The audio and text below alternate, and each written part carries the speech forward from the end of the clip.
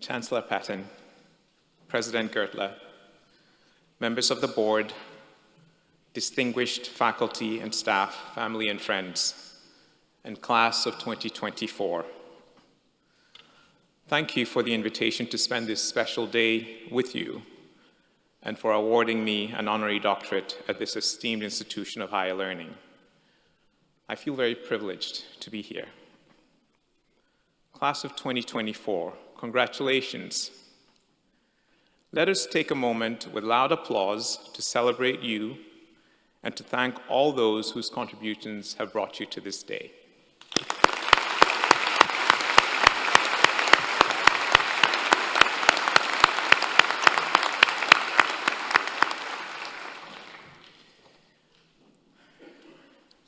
I would like to tell you a story this morning about my motivation to start Ashesi University that I haven't spoken very publicly about until today. It is a story from my time at Microsoft about the actions of a senior executive there during the genocide in Rwanda 30 years ago. A call to action that he made during a gut-wrenching historical event that none of us had anticipated, but that gripped the attention of the world. His name is Mike Murray. He headed the business unit that I worked in, and he started a grassroots fundraising effort to provide humanitarian assistance to the citizens of Rwanda who were caught in a nightmare. I contributed towards that campaign, and I started paying even more attention to what was happening in Rwanda. As an African living in America, I was impressed to see a man who didn't have any particular connection to Africa take the steps that Mike did. I was embarrassed that I had not even thought to engage with a problem that felt frankly beyond me. But that event, in a way, got me to start thinking more intentionally about what I could or should do to contribute towards a brighter future in Africa. And when my son was born not long after the events in Rwanda, I felt an even deeper sense of responsibility for the continent that he and future generations would grow to represent. As you have heard from my introduction, I would eventually choose to step away from Microsoft to return to Ghana and to help advance higher education in Ghana and in Africa, an education tailored towards preparing a new generation of leaders whose integrity and positive sense of purpose would usher in a brighter future for the people of Africa. 30 years since the 1994 Rwandan crisis, I am grateful that I made that decision. Today, in classrooms at Ashesi University, I get to see future leaders of Ghana, Rwanda, Kenya, Nigeria, and many other African countries sitting together and thinking through what it means to build a good society. I get to hear their ambitions for their societies, and I see them working to develop the skills and character to pursue those ambitions.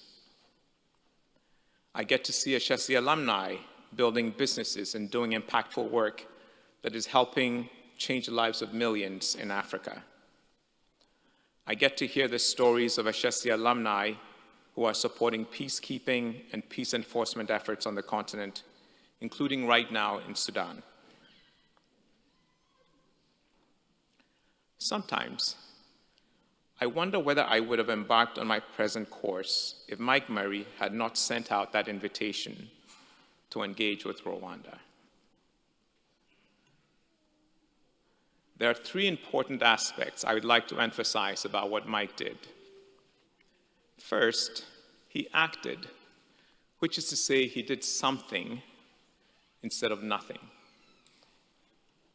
Second, he invited all of us to join him in doing what we could.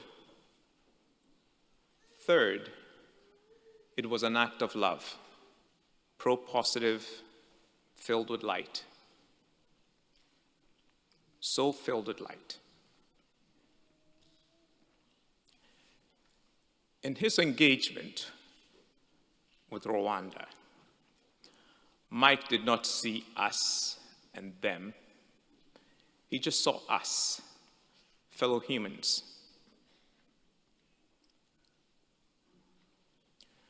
We do not, as individuals, get to determine what major historical events our generation will be called upon to deal with, what major technological advances might emerge in our time, what challenges, what opportunities may present themselves. We do not have the ability individually to direct the big movements of human history, but we do have the ability to play, each of us, some small role within the larger narrative to push humanity forward, and we should. Your education here at the University of Toronto, one of the world's preeminent institutions of higher learning, has prepared you especially well to be among those whose decisions and actions can advance the world we live in. Out of this institution have emerged great scientists, engineers, educators, physicians, leaders in national and global politics, some celebrated and famous, many making their mark quietly. You will walk and work among men and women such as these. I love the charge of the University of Toronto to defy gravity.